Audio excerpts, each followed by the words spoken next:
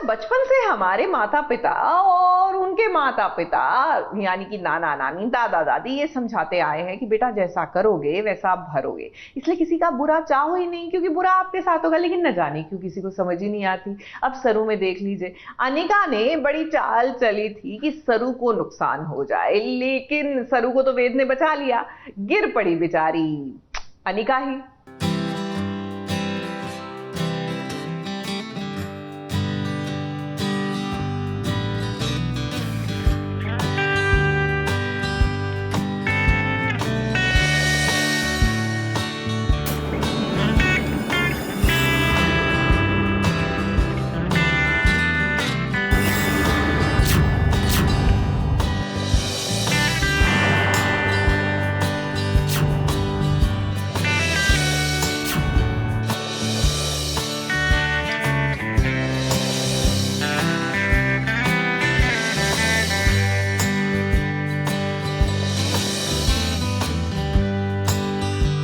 क्या सरू वेद की शुरू हो गई लव स्टोरी? नाना अभी नहीं, पर हाँ ये जरूर है कि इनकी कहानी इश्क के शहर धीरे धीरे पहुंच रही है, जहां एक दूसरे के दिल में अपने प्यार का आशियाना बनाएंगे। वेद का प्यार सरू के लिए साफ झलक रहा है, मगर अब सरू के दिल में भी प्यार के बीज पनप रहे हैं। इश्क के सफर का अभी आगाज तो हुआ नहीं, मगर अभी से वेद सरू का काफी ध्यान रख रहा है। सरू जब जब लड़खड़ा कर गिरने वाली होगी, तब तब वेद मसीहा बनकर अपनी सरू को बचाएगा।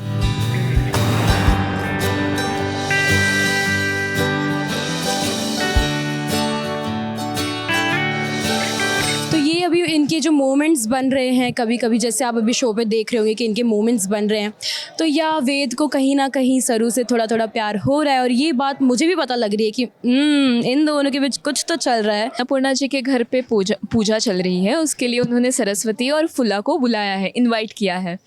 तो ये दोनों आप पहुंची हैं अन्नपूर्णा जी के घर में और बहुत अच्छा प्रसन्न माहौल है।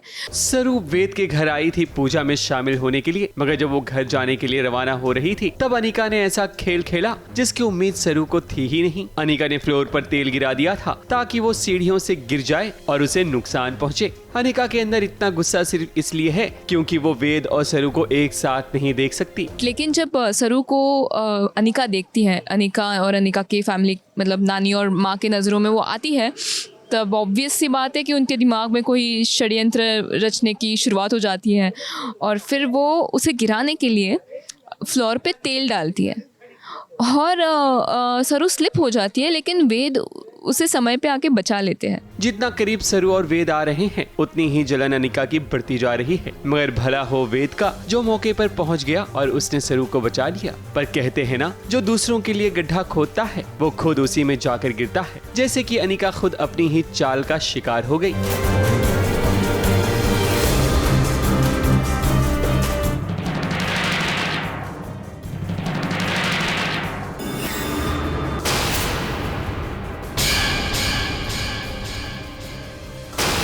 अनिका वो देखती है कि वेद बचा रहे हैं सरू को और उनका कुछ तो उनकी नज़दीकियाँ बढ़ रही है या फिर जो भी हो रहा है, ही सेविंग हर यू नो, तो वो गुस्से में उनके तरफ बढ़ती है तो वो खुद ही फिसल जाती है और खुद ही गिर जाती है। पूजा में मैं पूजा के लिए बैठती हूँ क्योंकि बड़ी पोती की खोज के लिए ये पूजा हुई है और पूरा प्लान जो है चौपट होके सरू ही पूजा करते। अब अनिका एक बार फिर मुंह के बल गिर पड़ी है, मगर अनिका रुकने वालों में से नहीं। वो तब तक वेद और सरू के बीच दीवार बनकर खड़ी रहेगी जब तक अपने मकसद में कामयाब ना हो जाए। पर जिसका प्रेम पक्का और सच्चा होता है उसका कोई कुछ भी बिगाड़ नहीं पाता।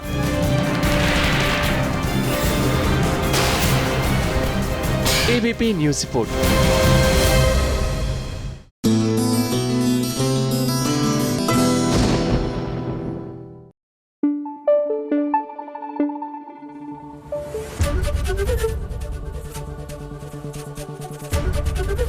एबीपी न्यूज़ आपको रखे आगे।